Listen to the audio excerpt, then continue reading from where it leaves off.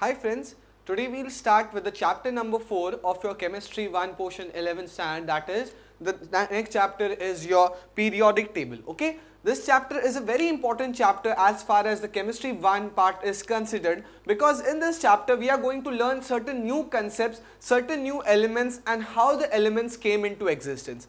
As far as the importance of this chapter is, in this chapter you will learn how the elements are there in the nature, how they are arranged, how are they classified, and the knowledge of this chapter is important to study all the other chapters in your 11th stand as well as in the 12th stand. If you get a clear-cut idea about different elements present in nature, how are they arranged and how are they made, natural है, man-made है, कैसे कैसे उसके कहाँ कहाँ they are originated and all those stuffs which we learn in this chapter, it would be of great importance to you in your 12th stand exams, board exams too. Okay, so my name is Mohammad Salman Petiwala. I am a mechanical engineer by profession and I'll be going to take this topic for you in detail. Okay, so we'll see these topics, even minute details one by one, so that your concepts become thorough and you can give a good answer or you can present yourself well in the examination to score good marks. Okay, so let us make a beginning of this chapter. I'll write the name of the chapter. This is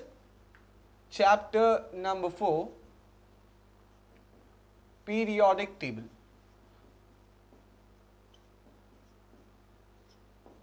Periodic table. Okay, this is chapter number 4, periodic table. You are going to study this chapter in detail, right? But we'll start with the periodic table. What do you mean by periodic table? You have already studied this in your lower standards कि periodic table actually में होता क्या है. Periodic table क्या होता है कि ये एक ऐसा टेबल होता है जिसमें हम क्या करते हैं, हमारे एलिमेंट्स को अरेंज करते हैं. ठीक है, What is the periodic table used for? मैं बेसिक लिख देता हूँ. It is used for the arranging or arrangement of the elements present, okay, elements present in nature, present in nature. हमारे जितने भी एलिमेंट्स हैं हम उन्हें क्या कर रहे हैं, अरेंज कर रहे हैं in a particular format, in a particular way. अच्छा, ये अरेंजमेंट करने के बाद हमें क्या मिलता है, हमें टेबल मिलता है जिसे हम क्या कहेंगे, पीरियोडिक टेबल. तो पीरियोडिक टेबल में बेसिकली क्या हो गए, पीरियोडिक टेबल के अंदर मेरे एलिमेंट्स हो गए. ठीक है, ये क्या होगा, एक तरह से टेबल होगा, कुछ इसमें ब्लॉक हो गए, बराबर. ये एक टेबल हुआ, इसमें कुछ एलिमेंट्स हुए, ब्लॉक हुए. हम ऐसा क्या करने वाले हैं, हम ऐसा टेबल पढ़ने वाले हैं जिसके अंदर हमारे एलिमेंट्स हो गए. ठीक है, बट ये एक नॉर्मल टेबल नहीं है, एक इजी वाला टेबल नहीं है. हम थोड़े कॉम्प्लिकेटेड चीजें पढ़ेंगे इसके बारे में कि how this table is and what is the importance of this table in the chemistry. Okay, अच्छा, अगर मैं बात करूं कि टेबल इंपॉर्टेंट क्यों है, तो this table is important to classify the elements. हम इस टेबल को यूज क्यों करते हैं, बेसिकली हम इस टेबल को इसके लिए यूज करते हैं ताकि हम इन एलिमेंट्स को यहां पर for example A B C D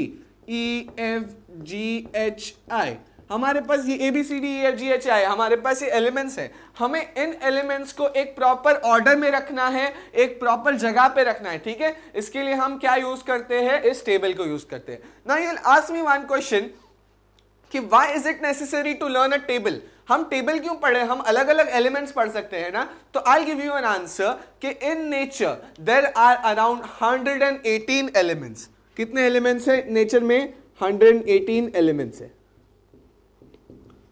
अब 118 एलिमेंट्स को इंडिविजुअल पढ़ना बहुत डिफिकल्ट हो जाता है. इसके लिए जब हम अपना एलिमेंट्स की पढ़ाई करते हैं 118 एलिमेंट्स की, तो हम इन्हें क्या करते हैं, एक प्रॉपर वे में, एक प्रॉपर टेबल में उन्हें अरेंज कर देते हैं. ठीक है, अब उन्हें अरेंज करने के बाद उनकी स्टडी कंपैटिबिलिटी या कंपेयरिंगली क्या हो जाती है, इजी हो जाती है. ठीक है, तो हमारे नेचर में कितने एलिमेंट्स प्रेजेंट है, 118 एलिमेंट्स. अच्छा, अगर मैं इन 118 एलिमेंट्स की बात करूं तो ये एलिमेंट्स दो तरह के हो सकते हैं basically.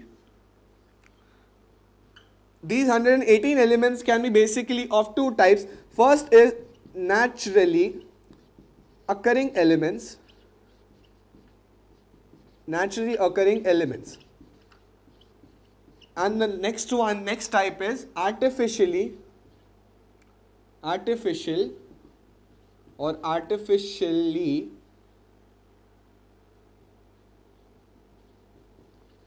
man-made elements.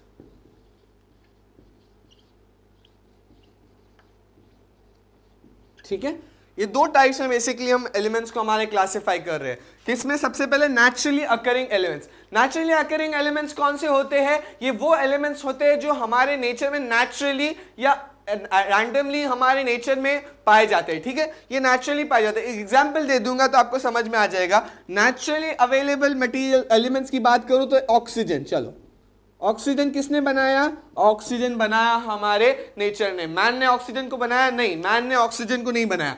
Oxygen is a naturally occurring element. Oxygen अगर एग्जांपल ले लूं तो हाइड्रोजन, कार्बन, बहुत सारे एग्जांपल है। हाइड्रोजन,